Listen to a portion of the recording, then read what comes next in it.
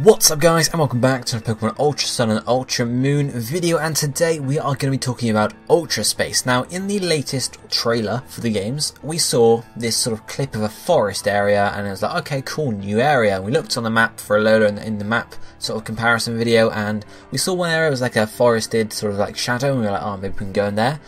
But it might be something else. So it came with this information, this was first spotted by 4chan, and then Reddit picked it up, and I saw it on Reddit. So someone on 4chan looked very, very closely at that scene from the trailer and picked out something right in the centre. It's very small, it's very hard to see. So I'm going to show you some very zoomed in screenshots and frame by frame basically of what happens during that part of the video, and you can see there is something moving there. Now you can't really tell what at all, it's obviously very small at the base of that tree, and there is something moving back and forth, you know, something at all, you know, who knows what it is? Well, we do. It's Kartana, one of the Ultra Beasts. Now, first up, Kartana fits the smallness of this Pokemon because Kartana is immensely small, at least compared to other Ultra Beasts. Kartana is 1 foot tall, which means that sizing is about right. It's not like, you know, we were expecting something huge for Kartana. Now, why else might we think this is Kartana? Well, if we look at those screenshots very closely, you can see that the colours sort of match up. There is, you know, between those screenshots every now and again, there's some white, there's also some orangey colour, some yellowy colour coming out of some of those screenshots. Of course, we can't really tell very easily, but the shape of the object moving also fits Kartana as well, as best we can make out. I'm going to pick out the best screenshot and show you, if I can, the best there. And also, if we can compare that to Kartana's idle animation from Pokemon Sun and Moon, you can see it's fairly similar. It sort of waves about, you know, floats about there. Other reasons why it could be Kartana, it's in a forested area, and of course Kartana is a grass type, which makes a lot of sense, you know. But then the question begs, why is Kartana in this forest, wherever this forest might be? Well, because it's not in a forest, technically. It is in a forest, but it's not. It is in Ultra Space, as we said we were going to speak about. That's pretty easy to guess, I suppose. So why is this Ultra Space, and how does that make any sense? Well, we only saw one version of Ultra Space in the original Sun and Moon games, and that was, you know, a rocky cave basically, where we had Nihilego, and obviously Lucamine did her crazy stuff, and yeah, that was it really.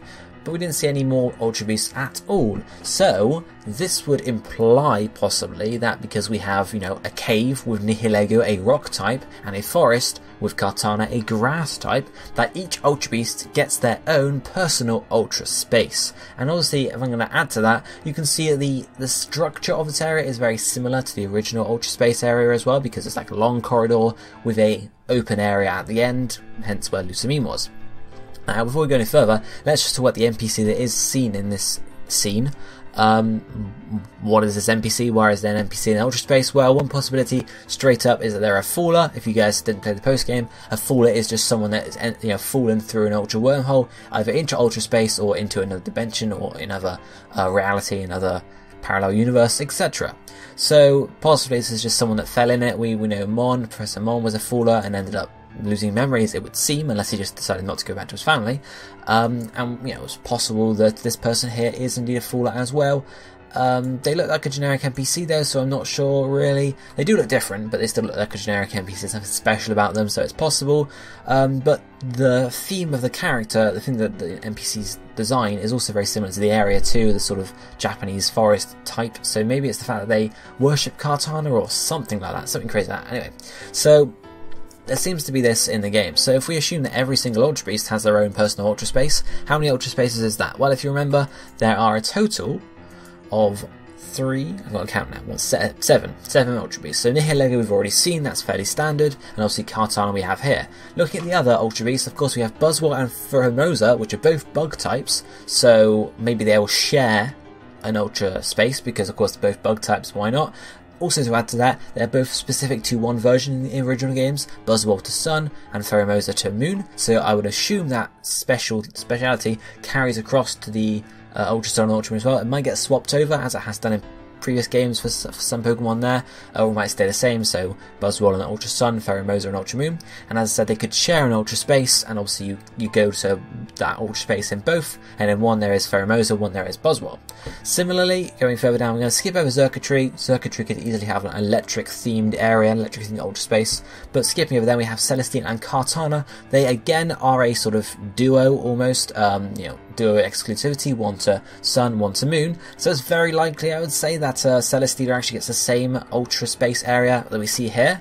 Possible, maybe not the same, but they are again similarly themed. Celestia, I think, is a steel flying type, if I remember correctly, so it doesn't quite work, but it is based on bamboo, so again it would fit in the area in terms of design, I suppose. The last Ultra Beast then is Guzzlord, which of course is Dark Dragon type, so I'm guessing just a very dark and dingy area. Could be almost like a stomach of some sort, because that's what Guzzlord basically is in some aspects.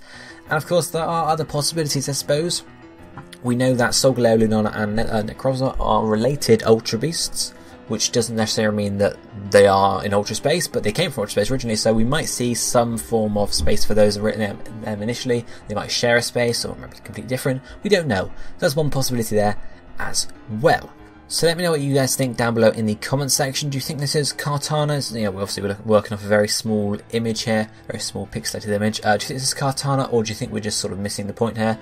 And if you do, I suppose, what do you think about the Ultra Space, the personal Ultra Spaces? Is it going to be different wormholes to go into them, or something like that, or some sort of like central area to then lead off to all the Ultra Spaces? And why do you think we'll go into them in the games? Do you think it's to catch the Pokemon, similar to normal legendary encounters, or is it to recruit them in our fight against other Ultra Beasts? I don't know. Let me know down below in the comment section what you think, and if you enjoyed the video, hit the like button. But for now, this is going to be it for me for today, so I should be seeing you next time. Thank you for watching. Goodbye, my friends.